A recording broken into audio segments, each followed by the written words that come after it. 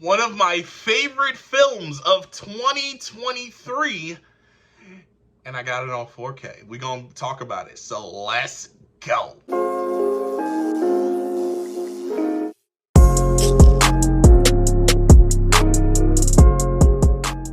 Oppenheimer, man.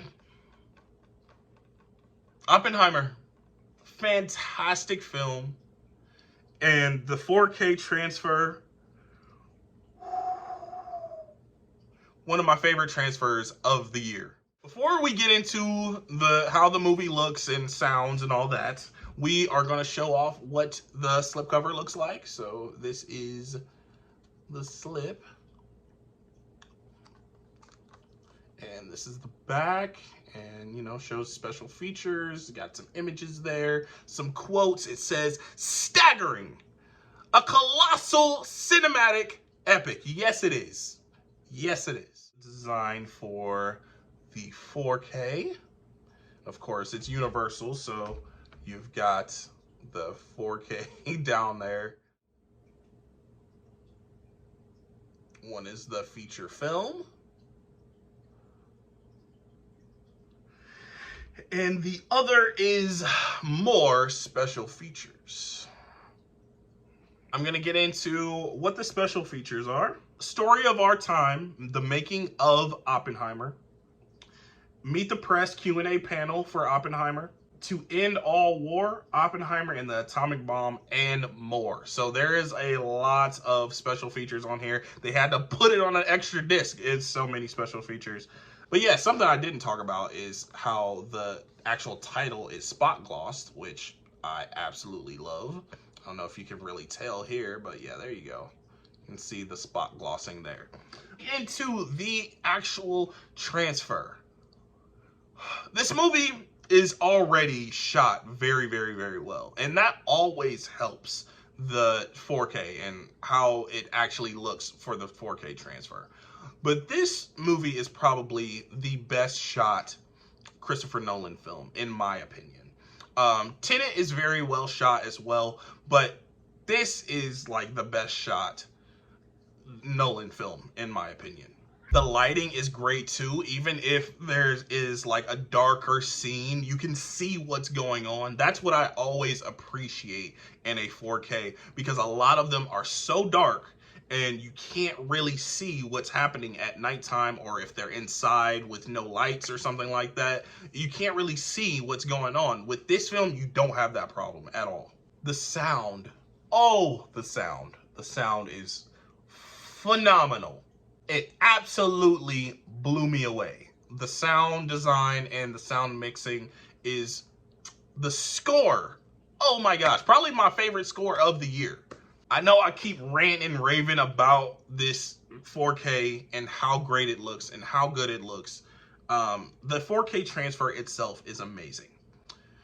But I will say something that is a little bothersome to me, and it's not like a deal breaker. I won't give the film a lesser score because of it, but if I had any negatives about the actual way the film is structured and made, is the aspect ratio. The aspect ratio changes is kind of bothersome, just mainly because of how sporadic they are.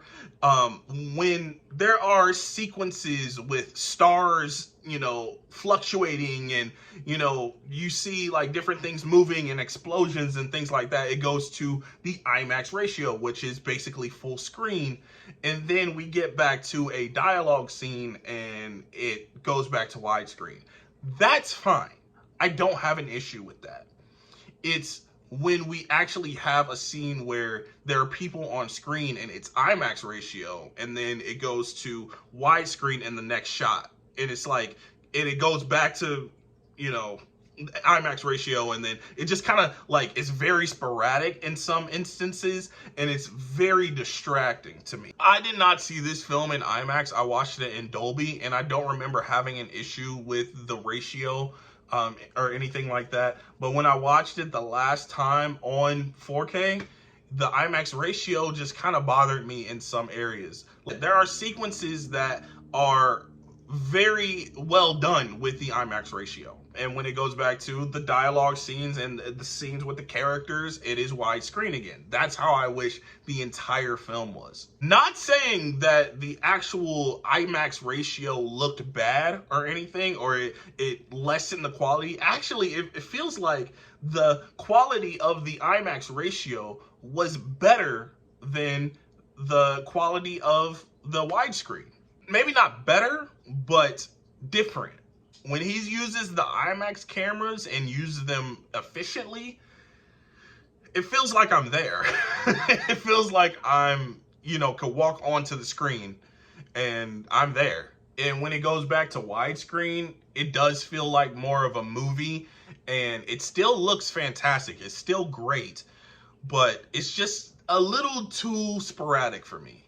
So for Oppenheimer, I will say this is a great transfer, just a little bit of issues with the ratio for me. But if you can watch it without having the IMAX ratio change and the ratios change, I have no issues with the 4K transfer at all.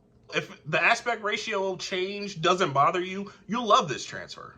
A few other films that are kind of like that with the aspect ratio being very sporadic is Transformers: The Last Knight. That is one that's probably the worst one, the worst offender of that.